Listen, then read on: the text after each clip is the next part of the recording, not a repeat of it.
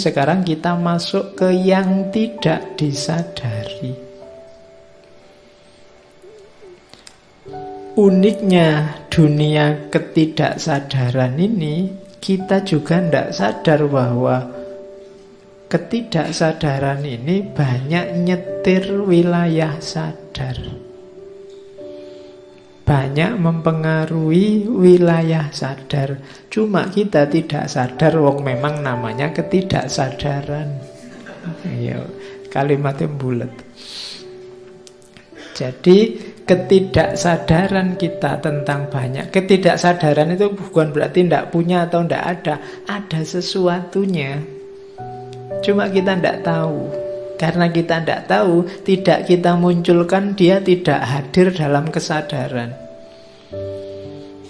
Tapi dia ikut nyetir kesadaran kita. Yang tampil di ego tadi kan gampang kelihatan di luar. Kalau ini tidak kelihatan. Yang pertama namanya personal unconsciousness. Ketidaksadaran personal. Ini isinya antara lain pengalaman-pengalaman. Dulu waktu ngalami disadari, tapi terus direpresi, dilupakan, disingkirkan, diabaikan. Jangan salah, meskipun kamu cuekin, pengalaman itu terekam dalam dirimu. Mungkin menurutmu tidak penting atau memalukan atau apa lagi, tidak terlalu serius, jadi kamu anggap sambil lalu saja. Tapi itu jiwamu merekam. Tidak kok Pak, saya sudah lupa. Loh ya kamu tidak tahu saja.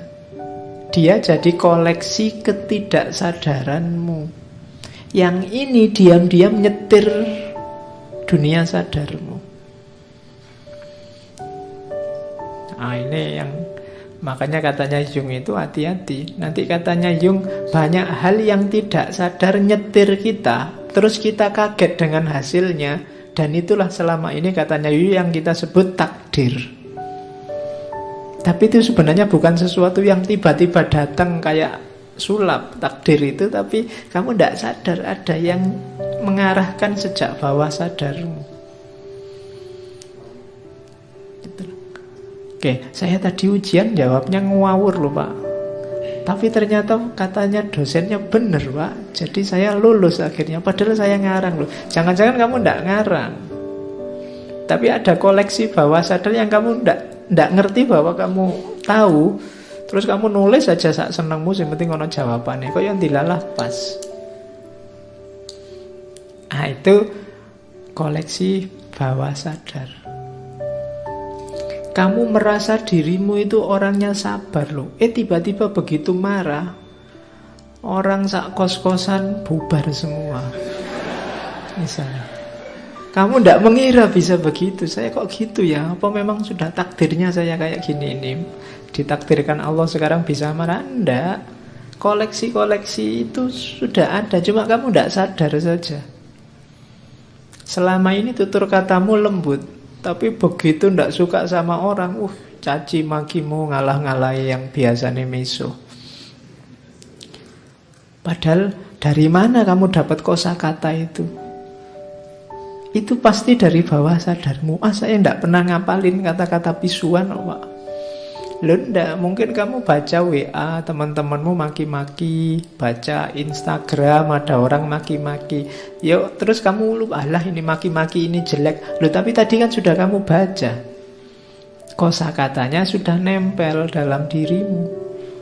Ya memang kamu buang, tapi dia ndak hilang, dia masuk ke bawah sadar. Jadi begitu kamu marah, kontrol terhadap wilayah sadar hilang, tampil dia ke atas. Keluarlah caci maki dari mulutmu. Personal unconsciousness. Nah, dalam wilayah tidak sadar ini ada namanya kompleks. Kompleks bukan tempatnya kos-kosan atau tempatnya kontrakan ya. Jadi kompleks itu kelompok gagasan, kelompok persepsi, kelompok pikiran. yang kita tidak sadar bahwa itu terstruktur, yang membentuk kesadaran kita. Jadi contohnya begini, kompleks itu. Coba ya. Kompleks itu organized group of thought. Misalnya pandanganmu tentang ibu. Ibu itu kamu di kepalamu masing-masing ada pemahaman tentang apa dan siapa itu ibu. Tapi kamu tidak sadar bahwa pemahamanmu tentang ibu itu banyak sekali unsurnya. Dia sangat kompleks. Ibu itu bisa sumbernya dari ibumu sendiri, atau ibunya orang lain yang kamu pernah berinteraksi dengan mereka. Bisa juga kamu sendiri yang kebetulan pengalaman jadi ibu, yang perempuan ya, bukan laki-laki.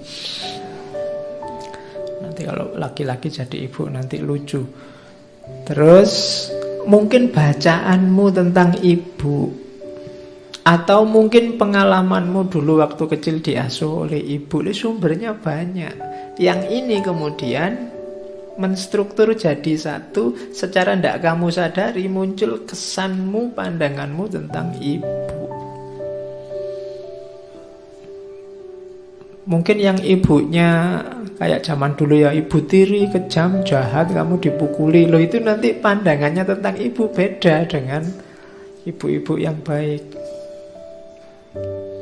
Dari mana itu? Ya dari kompleks ini. Hal yang sama terjadi dengan pandanganmu tentang dosen, pandanganmu tentang tokoh A atau tokoh B, atau partai A atau partai B. Itu seolah kamu, oh ini saya mikir sendiri Pak, ngalami sendiri secara rasional dari pengalaman sensing, thinking. Enggak. Bawah sadarmu mainnya juga banyak, cuma kamu enggak tahu.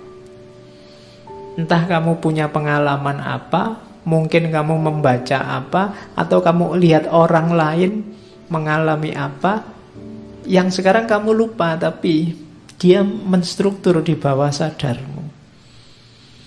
Itulah namanya kompleks. Kalau ini ketidaksadaran individual. Ini yang mirip kalau di Freud namanya id. Karena ada id, ego, dan super ego. Jadi ID, id. Jadi dia tidak kelihatan tapi menentukan. Jangan dikira begitu kamu baca buku, Pak saya itu kan sering mahasiswa ngeluh itu, saya baca buku Pak, tapi begitu saya tutup, lupa semua saya. Loh, dia hilang di wilayah egomu, tapi dia mungkin terekam di bawah sadarmu. Dia ikut menentukan wilayah sadar, cuma kamu tidak sadar.